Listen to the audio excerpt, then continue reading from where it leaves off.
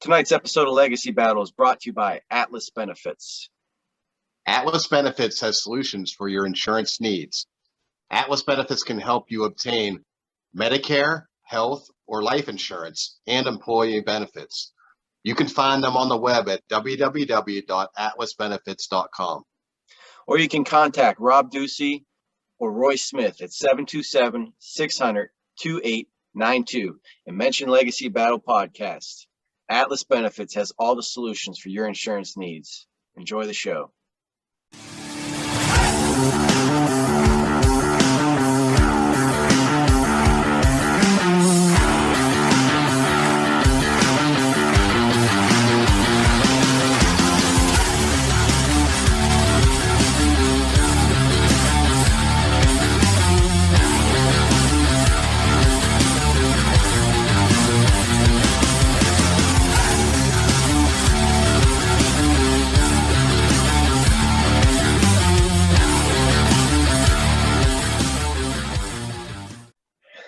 This is Legacy Battle. Make sure you hit subscribe on YouTube, iHeart, Google Podcast, Podnod, Spotify, Apple.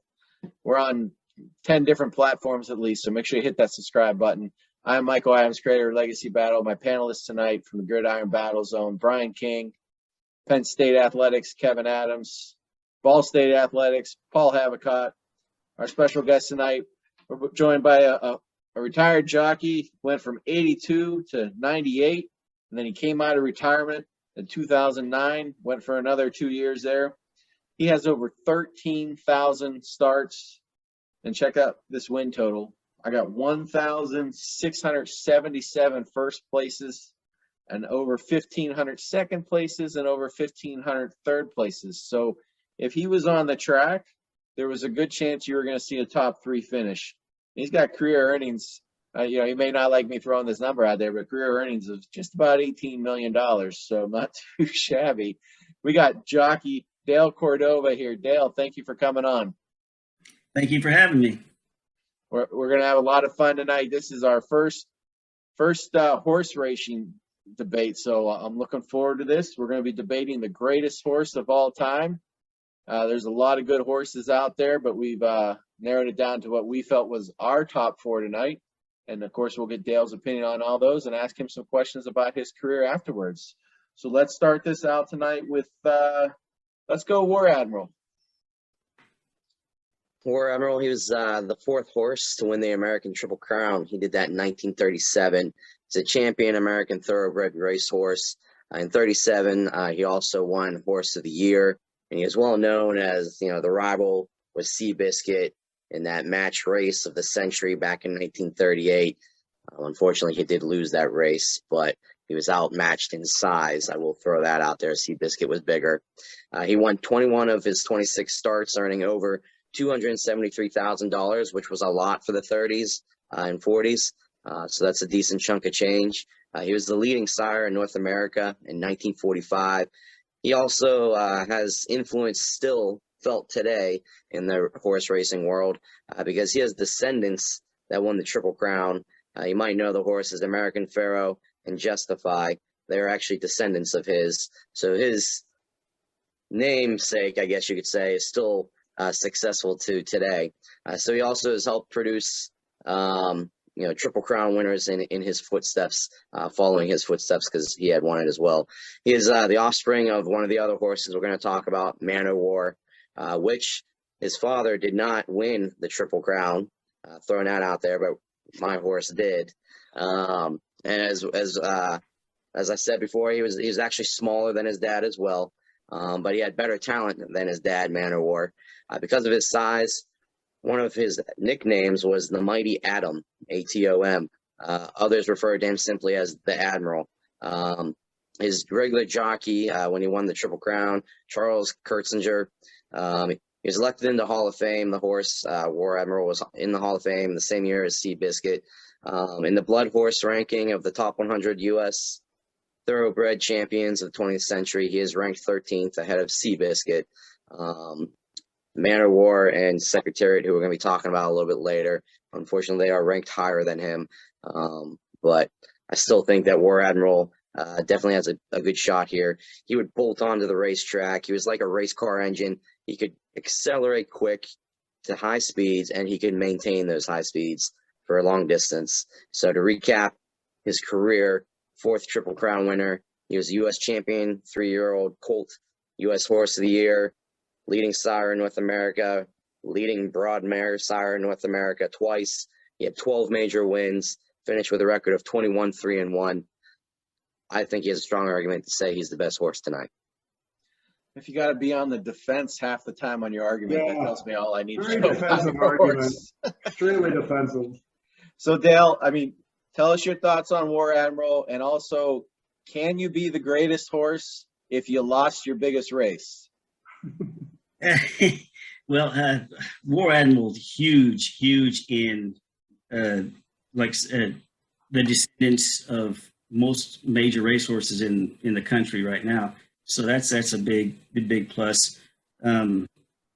Small horse, but he was mighty, and so yeah, War Admiral, he can be one of the top. So when he lost to Seabiscuit, that's one of the biggest races in horse racing history. I mean, I don't think maybe you might know better than me. Is there another like matchup that you could think of that is as big as that? Actually, probably not.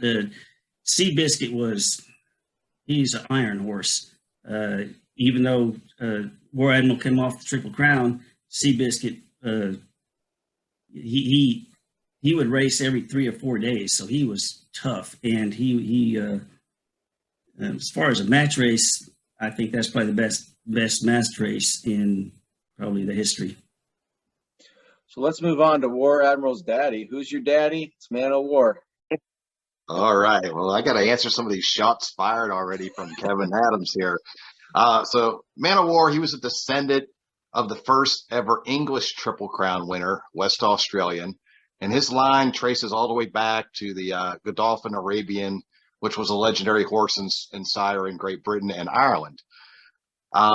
And he was a direct sire from of Fair Play, who had 8 major wins in 07 and 08. So Man of War, he was a chestnut-colored horse with a white star and a stripe on his forehead. It was kind of like as if nature, kind of marked him for greatness. He stood 16 and a half hands tall. He had flawless legs, a notably high head carriage. His stride was measured at 28 feet, which many still believe is the longest ever recorded. He was bred by August Belmont Jr., who was the son of the man behind the Belmont Stakes. 1917, Belmont, he went to fight in World War I. So his wife named the horse Man of War in his honor. A year later, though, she had to sell the horse for $5,000 to a man from Maryland by the name of Samuel D. Riddle. On the track, Man of War was just an absolute legend. He won 20 of 21 races that he ever entered from 1919 to 1920, earning $250,000, which would be about $3.5 million today. He was named the American Champion Colt in 1919, the American Champion 3-year-old horse in 1920, and also the American Horse of the Year. So there are a couple of knocks on this horse, which Kevin already brought up. So let's talk about them. First off, his only loss, it occurred at Saratoga. He finished second to a horse appropriately named Upset. So what happened? Well, there was a late substitution and a new gate operator took over. He began the race. Man of War was actually turned to the left in the actual stable there, and it took a moment for him to square up, and he ended up losing by a half a length. 11 days later, Man of War was able to beat Upset by a full length, proving that this was a fluke. And then, of course, the second knock, Man of War did not win the Triple Crown. This is true, but it's not like he lost the Triple Crown. He just never raced in the Kentucky Derby. So, but he did race against the Triple Crown winner of 1919, Sir Barton, and he beat him by 7 lengths. So in 1919, Blood Horse magazine assembled a panel of 7 horse racing experts. Man o' War was their choice as number one of the entire 20th century. And then the author of the classic book series, The Black Stallion, Walter Farley, he wrote a biography of a horse, and he chose to make it after Man o' War. So this horse not only had a great pedigree, voted the best all time. His only loss can be explained away by shenanigans, and classic authors wrote about him. So he's clearly number one. So Dale, every year there is millions and millions of dollars spent on horse breeding. This guy's family tree is horse racing. I mean, Man o' War is the man.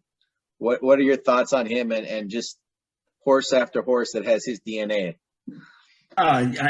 Probably 90% of the horses that race right now have his DNA. He is proven to be, I think, out of all of his offspring, I think there's like been, not offspring, but descendants, like 5 Triple Crown winners, 4 or 5, and Kentucky Derby winners. So his descendants are huge. I mean, he's probably the most influential horse ever to be. He only has that one loss, and as Brian stated, there were circumstances to it. I mean, how hard is it for a horse to, well, a horse isn't going to feel the pressure like the jockey will, but to maintain that level of greatness, how hard is it to do that for that long of a time period? Oh, yeah. And the thing is, any negative thing about him is because horses people wouldn't compete against him. I mean, he was the best there was, and they had short fields because nobody even wanted to run second to him. They just, and he, I think the best part of him is that, you know, he could do anything. He could come from behind, he could go to the front, no matter what. But I guess it's just his heart that pretty much he give to everything, give to all his descendants. Well, let's move on to Secretariat.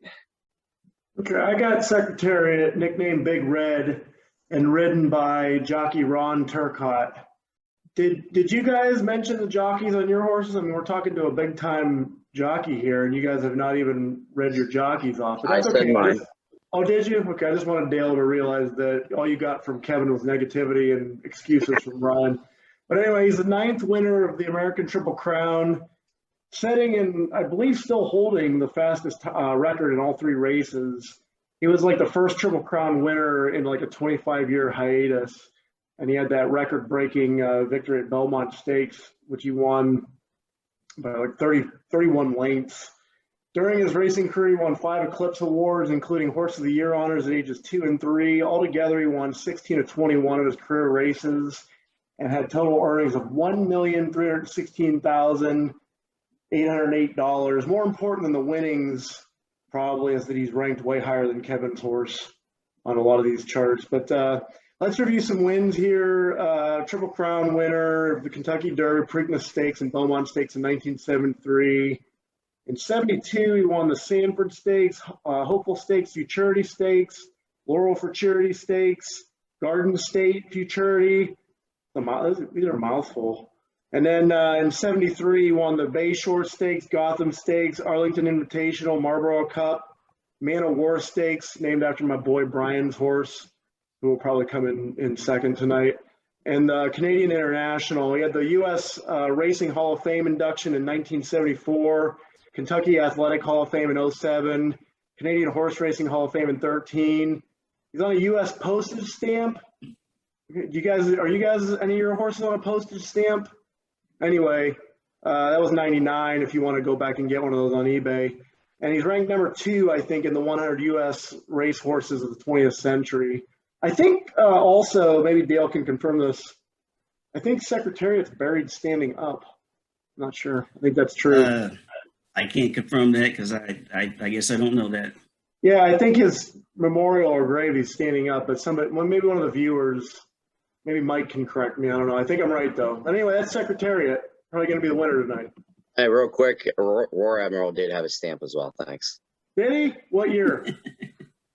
I don't know, but I'm looking at it right now. Oh, okay. It would have been awesome if you could have told me the year. I think Seabiscuit had one too, but So movie. yeah.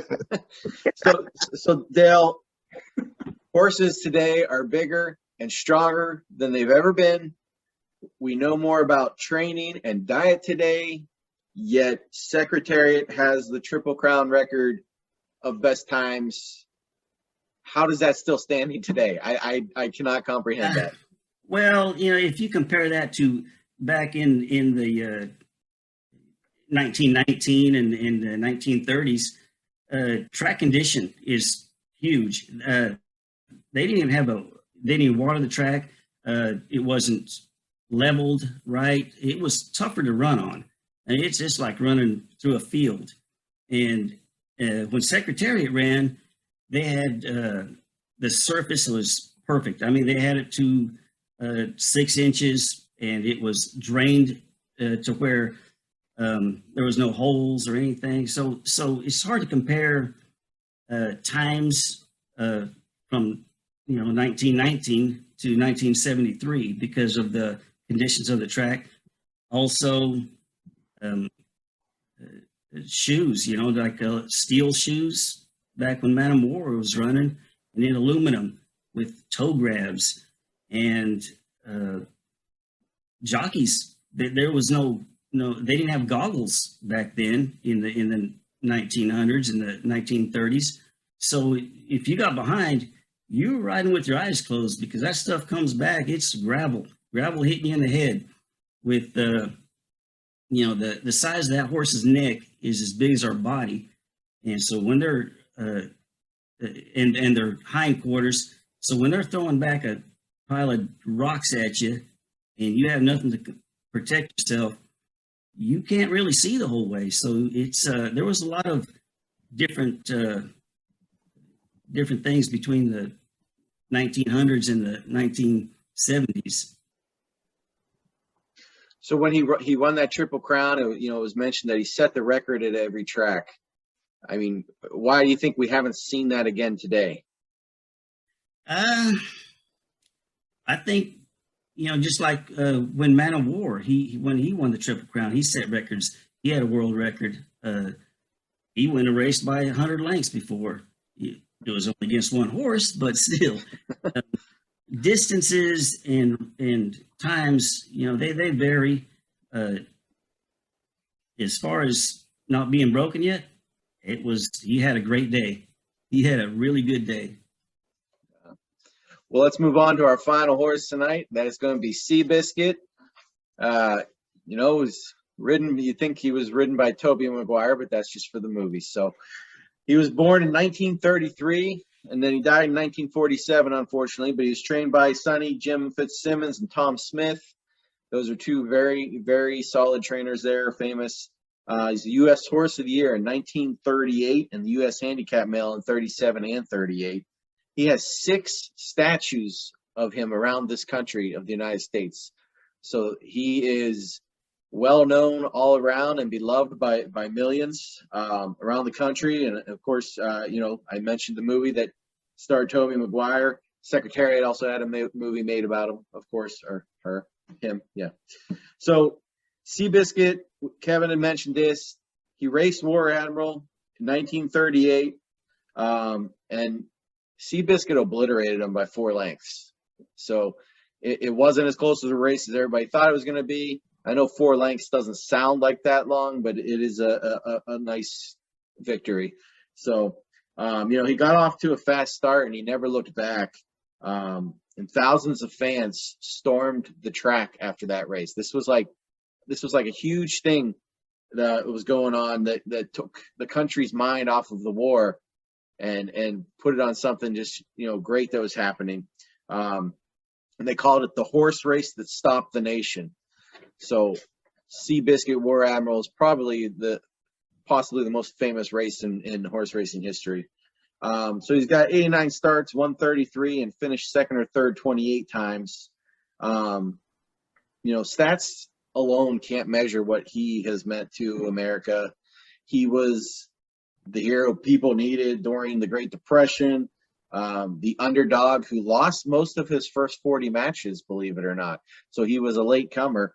He was gutsy, never say die horse, despite being undersized, 15.2 hands high. So he was a little undersized there.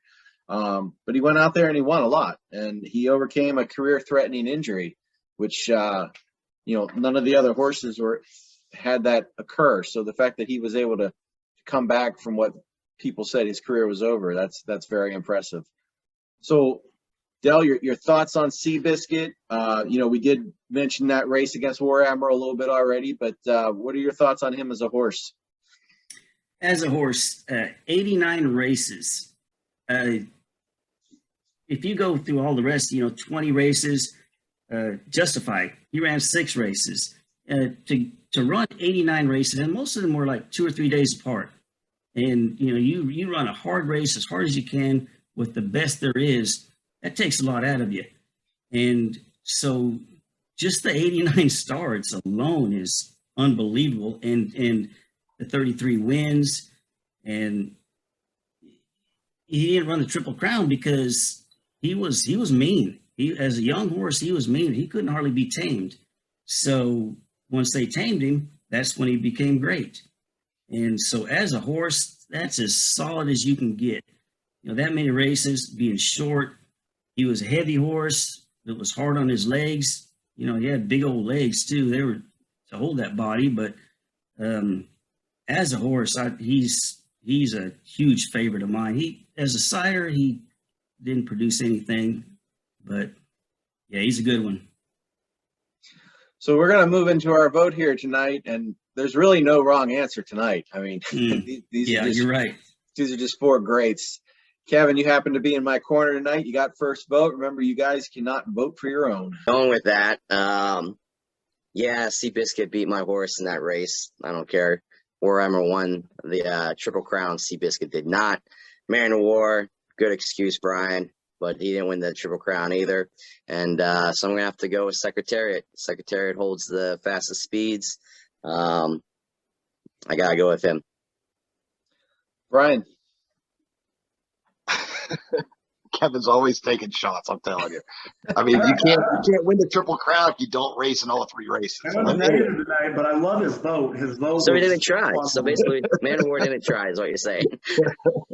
So, all right. I mean, Seabiscuit, great story.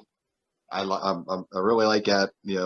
Secretary or War Admiral, I was going to vote for them, but Kevin's being the way he is, so I'm going to take my vote. I'm going to give it to Secretariat, because Secretariat, the way Paul laid things out really impressed me. Thank there. you. So I'm going to go with it. Without negativity and taking shots at people, it's amazing what you could accomplish. Yeah, and the postage stamp. Voting for Secretariat from the beginning. It had nothing to do with my argument.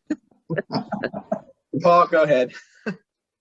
Man, I wish I could vote for Secretariat, but if I'm thinking about things, Kevin's argument was so terrible. And just so arrogant. So it threw me off. So I'm really between Man of War or Seabiscuit. Mike, he's embellishing a little bit on the amount of hands. I think that's a big, that hurts a little bit. That you might as well take steroids or something, Mike. I'll go Man of War. I'll go Man of War for Brian. So out of all these horses, the only one I wouldn't vote for would be War Admiral. And it's not because Kevin was taking shots. It's just the fact that he lost to Seabiscuit. So even if you're ranking Seabiscuit 4th in these horses, well, War Admiral lost to him. So that makes him worse, in my opinion. War Admiral was smaller and won the Triple Crown. So, and even before this debate started, and then I listened to you guys, and I was already thinking in my head, man, it's either Man of War or Secretariat. There's not a wrong answer here. I think they're pretty even. I'm just gonna give it to Man of War just because he's the father of horse racing. I mean, it's his offspring is out there everywhere. So, I mean, you don't have Secretariat and all these guys. Man of War really put horse racing, made it huge. So, I'm going to tie it at 2 here. Dale, you can vote for any horse, or you can break this tie. Who are you going with tonight? Oh, I'm 100% man of war. For several reasons. He didn't win the triple crown. He didn't win the Triple Crown, but he beat the Triple Crown winner. Yeah, there you go. You know, he beat Sir Martin, and Mhm. Triple Crown winner ever. I think as a sire, just he sired War Admiral, so War Admiral sired the rest of them. Just him, he contributed more than anything, any horse that ever in the history of racing. I guess like his dad, which Fair Play probably should be the winner because he is a very distant cousin to Secretariat. So Man of War, hands down on my vote. And I like how you said that with the siren, because the show is legacy battle. So it is more than just what you did in the races. You know, it's usually an entire legacy, and Man of War's legacy is still going on today. So just a couple shout outs to the horses that just missed our list: Seattle Slew, Frankel, Far Lap, Zenyatta, and American Pharaoh. So a bunch of good horses there. They all could have been in this debate. So we're going to move into our Q&A. Brian, you got the win, so you get first question. And then as soon as Dale is done answering the question, we're going to go, it'll be Brian, Paul, Kevin, me, and then back around. All right, Dale. So if I'm not mistaken, you left pro jockeying after 1998, but then returned in 2009, 2010, and then briefly again in 2011. So what was the reason that you left, and what was the reason for the return? The reason I left was I was just, at the top of the game, the major leagues, and I was traveling 11 months of the year. I had 2 kids, a little baby and a little girl, and my wife's pretty much gave me a choice. She says, either you travel or are you gonna raise your kids? And that day I hung up my tack and I raised my kids. And so it was tough because when you're on the top there and you have to walk away, it was tough. But yeah, that was the reason. Happy wife. Reason I came back. Yeah, go ahead. I guess the reason I came back, because I was retired after about 10 years. I stay away from the racetrack because it's like a drug. So I went back to the racetrack, and it got back in my blood. So I came back to riding. So I'll piggyback on, or I'll horseback on Brian's 10-year hiatus question, because I wanted to ask about that too. And when you got it back in your mind you were going to come back, I read where you started dieting and you had to get back in riding shape, but early on you were losing weight quickly, and you were kind of, I guess the article said you were surprised with how well it was going. So there's probably a lot of people that are watching this that might just want to know what you did to shed some of the pounds so quickly to get back into it. You want to share, and what's a cheat day look like for you? No cheat day. No, it was tough because I had to lose 40 pounds, and Wow. it was weight that I put on, over 10 years. It's hard to get off. Once you get the mindset, and of course with diet, eat salads with, fish and chicken, all the same diet foods that is out there, and with exercise. And as a jockey, you can't do any weightlifting or anything. It has to be body weight exercises, running, cardio. And I did it all day, pretty much every day, just because that was, it was in my head and I had to just get it done. So I wanted to know kind of what was your favorite type of racing style? I know there's different types of horse racing. What was your favorite and why? I think the mile or further, because there is so much thinking you have to do as far as you have to know how, when you leave the gates, how fast the lead horse is going, how fast your horse is going, where the closers are. You know, when the horses are front is going to start dying, you know, you have to start planning your. So I mean, there's a lot of scientific stuff on the longer races, and timing and homework and everything. I think the longer races were funner to me because there was more thinking involved. So I wanted to ask you, I've seen a long list of horses that you've ridden, Silver Goblin, Jajo Silver, Above, A Trick in Time, just to name a couple of them. Who is your favorite horse and why? I think Silver Goblin was my favorite. Rode him in the Preakness. We went right behind me.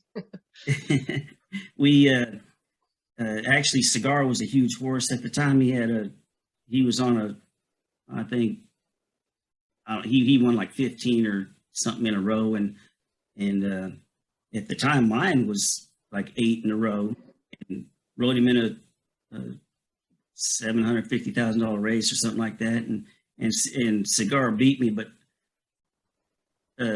Silver Goblin took me all over the country, and it was just a great time. So you've been off the pro circuit as a jockey for over 10 years now. What is it that you miss the most? Everything, as far as just being around all the people. There's so much work involved, and so much planning and thinking and communication, and it's a fast pace, and the work ethic on all the racetrackers is people couldn't even imagine. And just being around that was, and the adrenaline in a race. When you walk out there, you honestly don't know if you're going to come back. So if you ride 9 races and you come back, it's like, that's a great day. Because you can fall. If you fall, something's going to get hurt. You're going to break something, or you're going to. It's bad. So I think the adrenaline, mostly in racing, and when you win a race, the high, just the atmosphere, just everything about it is, you miss that. And that's why I have to stay away. I very rarely go to the racetrack because it's like addicting to me. Right. Dale, Kevin here, he's often shared with me that if he was about 3 or 4 inches taller, he'd be a jockey, but he's just a little too short. But I think his problem is he'd be a trash talker. So my question is, put us out there. Do jockeys trash each other? Is there a lot of trash talking on that? I mean, do you have time for that? And maybe give us an example of you just trashing somebody, just ripping them up. Well, as far as just, joking around, jockeys are probably the most practical jokes and everything more than any athlete. But as far as business-wise, you don't put nobody down, because you start doing that, everybody's on you. And you got to keep the respect. You got to, because like I said, everybody has their faults. They have bad days, they have good days. And if you go to the trainer and say, yeah, so-and-so, this or that, you start trash talking them, well, you get a reputation for that too. So kind of almost a question similar to what Paul just asked you, but instead of trash talking, when you're out on the track and you guys get in that big group and you're in the middle and you're trying to get out of it, is there a lot of roughhousing going on in that pack? And how do you get yourself out of being in the middle of a big group to try and get it, up into the lead? Yeah, that's a tough situation, because if I still have a lot of horse under me, ain't nobody going to get through on me, or I'm not going to give anybody a break. They can, if their horse is running off with them and they clip my heels, I mean, I can't help it, because I'm I'm there to win the race. If I'm out of horse and my horse is done, and you know when a horse is done because there's just nothing there, and a guy is behind me just fighting for his life just to stay up, because you know horses, if their feet just touch with them toe grabs, they're down.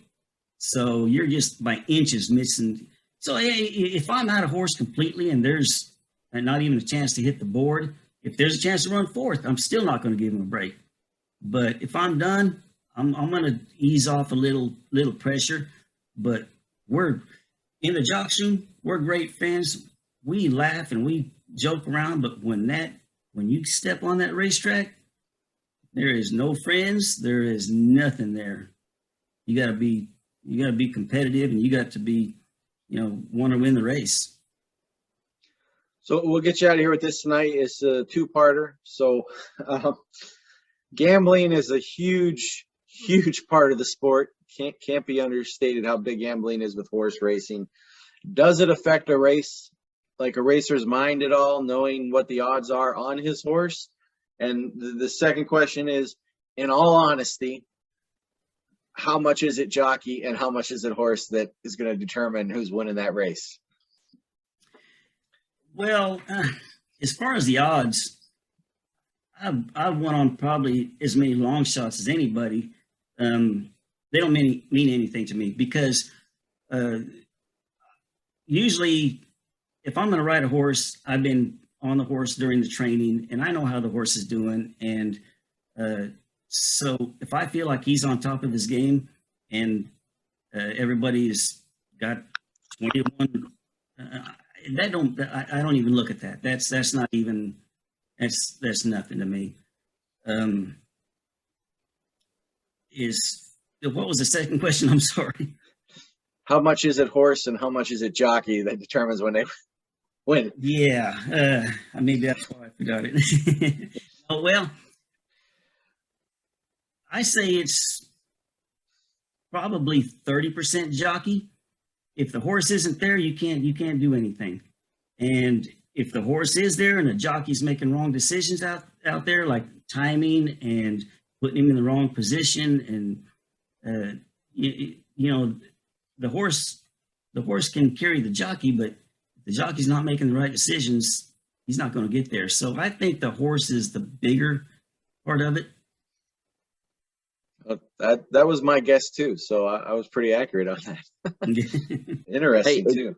Dale, I had a quick question actually to piggyback off what Michael just asked you.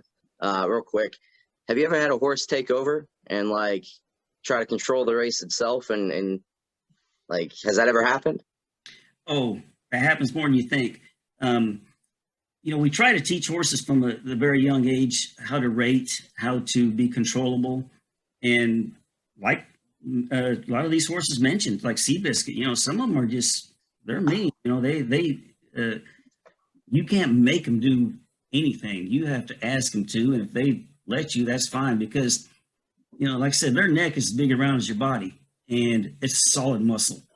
If they want to turn their head just a little bit, I don't care how big you are, you're not going to pull it. You're not going to force it around. So sometimes when you leave the gates and the horses are wanting to go, and you can pull as hard as you can, and if there's no room, they scare the heck out of you. I went down many times because they'll run over the top of a horse and fall, and so yeah, that's a scary feeling when you know you're going to go down. You can't do anything about it. So they take over. But if you get, clear path, that's okay. Did you ever suffer any major injuries? Yeah. If you're a jockey, especially, over 13,000 races, you're going to go down quite a bit, and you get hurt. Of course, many times I woke up in the hospital with broken bones and a lot of injuries. But, you can't even think about it. Yeah, injuries, you get hurt more in the morning workouts. Young horses that you're trying to get, train and teach everything, you get hurt in the mornings more than you do in race day. Well, thank you, Dale Cordova, for joining us tonight. We appreciate you coming on. It's fun talking horses. I truly enjoy watching, especially the Kentucky Derby, but any of those races in the Triple Crown are always great and a good time. And just the pageantry of racing is fantastic. So, big fan. Thank you for joining us tonight. I appreciate it. Thank you, Mike. I appreciate it. I'll remind everybody, make sure you hit that subscribe button. Keep watching. Thank you for viewing this show, and we'll see you all next time. Everyone have a great night. Clear.